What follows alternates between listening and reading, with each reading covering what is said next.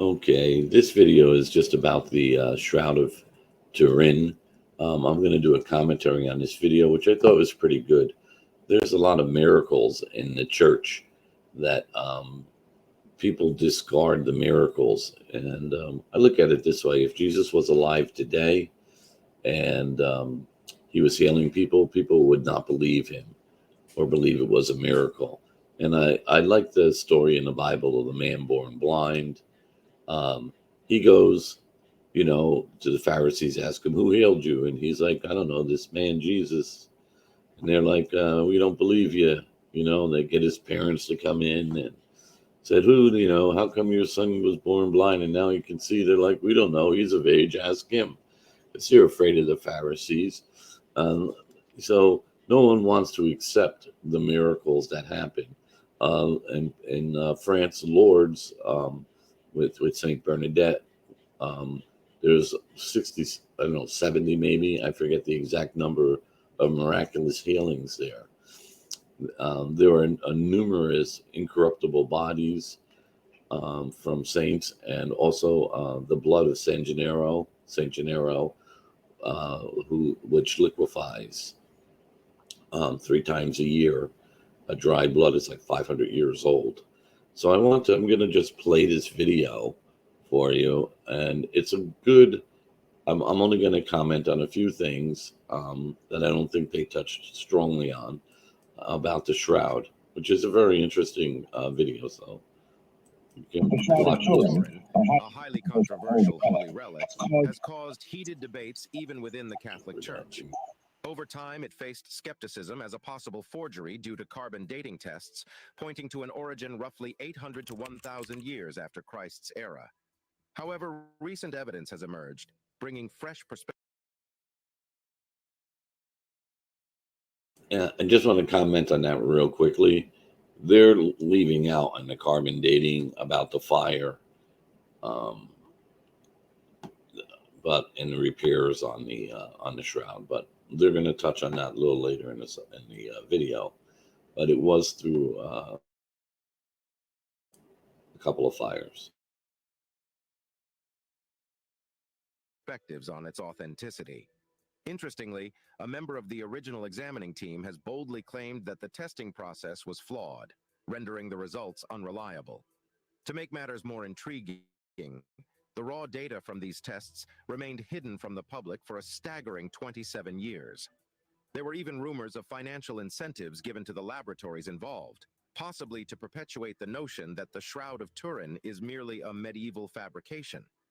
This leads us to ponder: could there be government institutions with an interest in concealing the secrets behind the Shroud of Turin? Carefully preserved since the year 1578, the Shroud of Turin found its sanctuary in the royal chapel of the Cathedral of San Giovanni Battista. Its dimensions were awe-inspiring, stretching to a length of 4.3 meters and a width of 1.1 meters. What made it truly captivating, though, were the faint brownish images that seemed to grace its surface. If one gazed upon the shroud, they would behold the ghostly impressions of a gaunt, sunken-eyed figure, a man standing at a height of 5 feet 7 inches. It was as if the shroud had borne witness to the last moments of life, with one half of the cloth showcasing the image of a body laid lengthwise, and the other half gracefully folding over to cover the entire front from face to feet. But that was not all. The images on the shroud were said to contain marks that were eerily reminiscent of the wounds endured during the crucifixion of Jesus Christ. There were thorn marks on the head, as though a crown of thorns had been painfully pressed upon it. Lacerations on the back seemed to speak of a brutal flogging, while bruises on the shoulders hinted at the weight of a heavy burden carried. The most poignant of all were the stains, believed to be blood, scattered across the shroud. These stains, it was whispered, were the sacred reminders of the ultimate sacrifice made for humanity. However, it is important to note that the Catholic Church does not take an official stance on the authenticity of the relic. The Church has refrained from asserting that it is anything beyond an icon of Christian devotion. They do acknowledge that millions of pilgrims see it as a symbol representing the mystery of the passion and death of the Lord. Since the late 19th century, scholars have delved into the shroud's mysteries, employing scientific methods in a quest to ascertain its authenticity.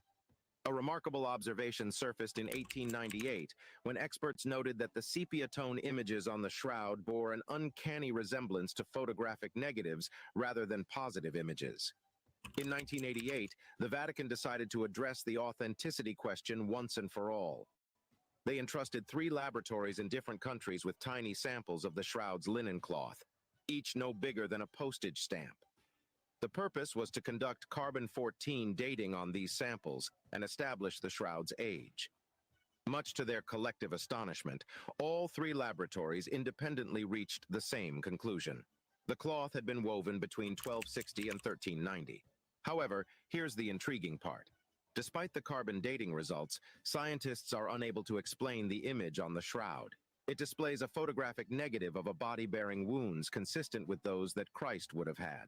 While experts can confidently tell that the shroud is not from the time of Christ, they remain unable to definitively explain what it truly represents.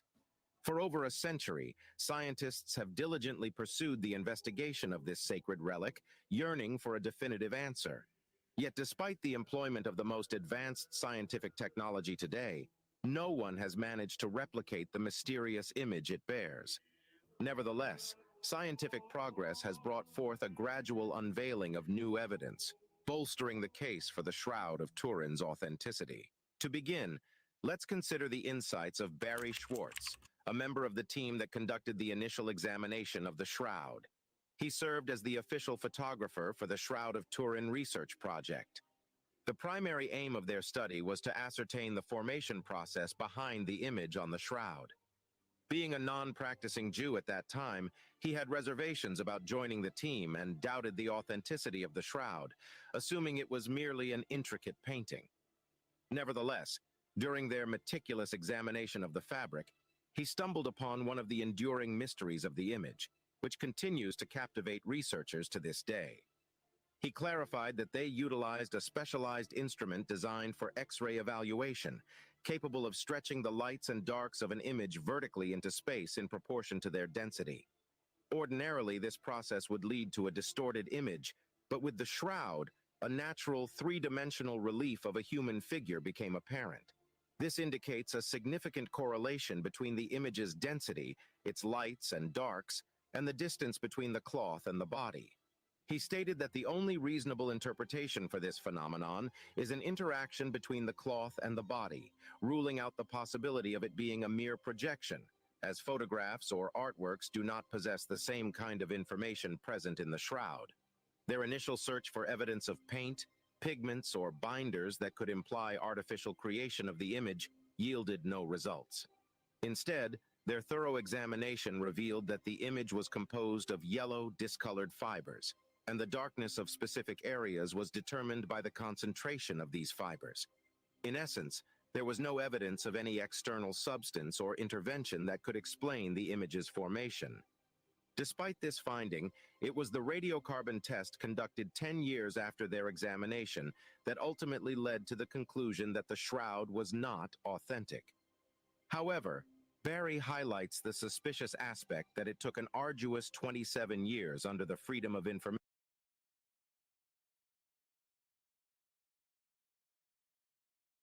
Yeah, I'd like you to pay particular attention to that. Now, you see the 3D image. That's where they were able to build that statue from the image from that radio, whatever I'm trying to think, the X-ray kind of thing that they took that gave them a 3D dimension from that, which wouldn't come from a painting or whatever. So they were able to build that statue in the likeness of what was on the image. Also, he's going to talk about how they were covering up with the carbon dating, and that had to do with the 12th to 13th century fires that the shroud survived, and there was some patchwork done in there. So he's going to talk about that. So it's just important to pay attention to this, that they were withholding evidence, which we kind of like in today's world, they're withholding a lot of evidence all the time. When powerful people want to disprove something, they'll go through great lengths to cover things up. So, okay, we're going to head right back to the video.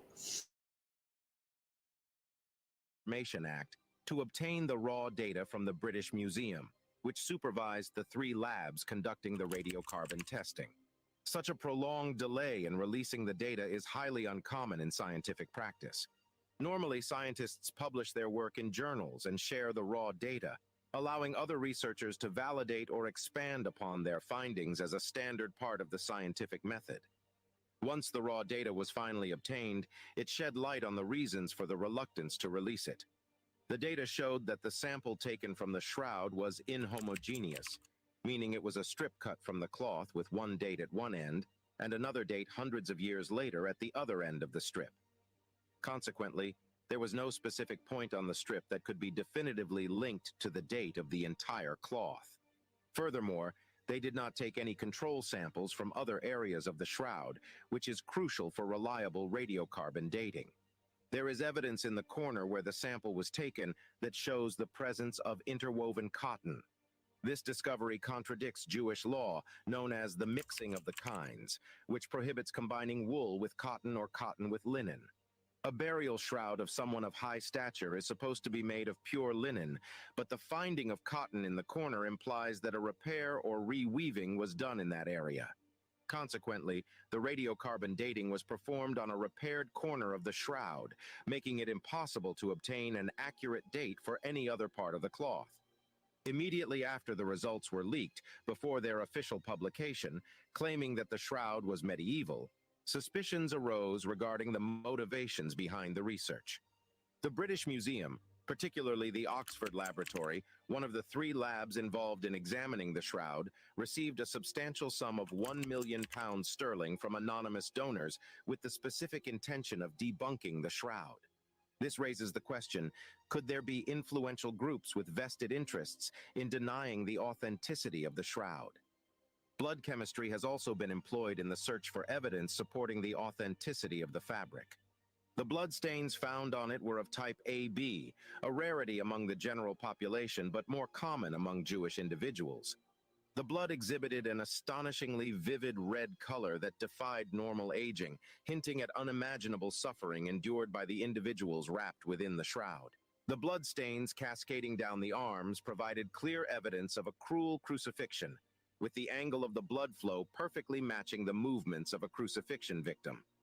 Surprisingly, the bloodstains predated the image on the shroud, indicating that the unique image-forming process occurred precisely 72 hours after the blood came into contact with the cloth, leading to an astonishing transformation. Upon further investigation, researchers discovered a combination of travertine aragonite and Jerusalem limestone in the dirt found on the shroud, which is the same limestone found in Jesus' tombs in Jerusalem. This finding raised intriguing possibilities. Additionally, the fabric contained 49 different types of pollen, with 33 originating exclusively from Palestine and 3 unique to Jerusalem, potentially linking it to the infamous crown of thorns. Moreover, the utilization of advanced wide-angle X-ray scattering enabled researchers to achieve more accurate and dependable dating of the fabric. Physicists examined the eyes of the man depicted on the shroud and discovered faint traces of ancient coins used in Jewish burials during the 1st century, which matched the coins employed by Pontius Pilate during that era. Furthermore, the size of the shroud is remarkably close to an ancient unit of measurement, measuring 2 by 8 cubits. Notably, a 3-inch wide side strip on the shroud was sewn with a unique stitch that was exclusively used in Palestine during the 1st century, forging a strong connection to the past. Throughout centuries, artistic depictions of the crucifixion typically showed nails being driven through the palms. However, archaeological revelations have emerged, indicating that the nails were actually driven through the wrists, aligning with what is depicted on the shroud. The punctures around the head also perfectly match the shape of thorns, remarkably in line with the biblical narrative of the crown of thorns. Abrasions on the shoulders suggest the burden of carrying a heavy, rough object, possibly across blood-soaked soil, indicating moments of stumbling and falling. Wounds on the nose, potentially resulting from a fall or a beating, add another layer of authenticity to the shroud's narrative. Not to be overlooked, The side wound bears a striking resemblance to a 2-inch wide elliptical wound, reminiscent of a Roman spear. The reverse image on the shroud reveals a remarkable separation of blood and clear blood serum, mirroring the phenomenon witnessed when a person dies from a wound. This eerie resemblance to the biblical accounts, as described in John's Gospel, adds to the enigmatic allure of the shroud. All these astounding details come together to portray a single man and an extraordinary historical tale, the story of Jesus Christ. Hidden within the fabric, researchers have also uncovered remarkable discoveries, inscriptions that defy explanation. 3 distinct lines below and beside the chin reveal clear and precise writings. How did they decipher these markings? By carefully dividing the shroud's official photographs into countless squares and using advanced visualization techniques to analyze their optical characteristics. Barbara Frail, a researcher from the Vatican, employed computer-enhanced images of the shroud to decipher faintly written words in Greek, Latin, and Aramaic scattered across the cloth. According to her findings, the words include the name Jesus of Nazareth in Greek. She asserts that this finding dismisses the possibility of the text being of medieval origin because no Christian at that time, even a forger, would have mentioned Jesus without acknowledging his divinity. To do otherwise would risk being branded a heretic.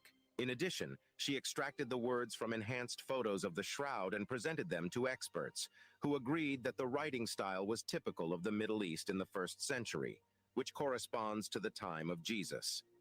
And so, the question emerges: how did the image appear on the fabric in the first place? Countless theories have been put forth in an attempt to unravel the mystery behind its formation. In 2002, Raymond Rogers from the Los Alamos National Laboratory in New Mexico, a prominent figure in scientific testing of the shroud, argued that a simple chemical transformation could account for the image. He proposed that even moderate heat, perhaps around 40 degrees Celsius or 104 degrees Fahrenheit, a temperature that a dead body could briefly attain if it experienced hyperthermia or dehydration, might be enough to discolor the sugary carbohydrate compounds on the surface of cotton fibers. Rogers insisted that it doesn't require a miracle. While this idea is reassuringly mundane, there is little evidence supporting it in this specific context. After all, it's not a common occurrence being observed on funeral shrouds. Another theory posits that the discoloration of the fibers resulted from a chemical reaction with a substance emitted from the body. In the early 1900s, French biologist Paul Vignon proposed that this substance might have been ammonia, generated from the breakdown of urea in sweat. However, this explanation falls short, as the image produced would be too blurry. In 1982, biophysicist John DeSalvo suggested an alternative. The substance could be lactic acid from sweat. This compound is known for producing dark, negative images like the Volkringer images of plant leaves that are left between the pages of a book for an extended period, where substances exuded from the leaf react with paper fibers. However, one particular explanation stands out. A researcher named John Jackson concluded that vacuum UV radiation remains the sole plausible explanation for the formation of the image. To transform linen into a perfectly photographically sensitive material, light radiation is required, but it must be devoid of any accompanying heat radiation. To produce the image on the shroud, an astounding amount of approximately several billion watts of light radiation would be required, surpassing anything known from UV radiation sources today. If the accompanying heat energy were present, the cloth would have vaporized in an unimaginably brief span, less than 1/40 billionth of a second. Such a process would demand a magnitude of power greater than the total electrical energy generated by our entire planet combined. It becomes evident that only a miracle from the Almighty God could account for such a phenomenon. The Shroud of Turin, to some, may be dismissed as a fake, but for millions of devoted believers, it stands as an unparalleled symbol of the profound sacrifice made by Jesus to redeem humanity. It transcends mere fabric and becomes a timeless testament of faith, inspiring hearts and souls throughout the ages. What are your thoughts about this? I hope you like our story. Until the next one.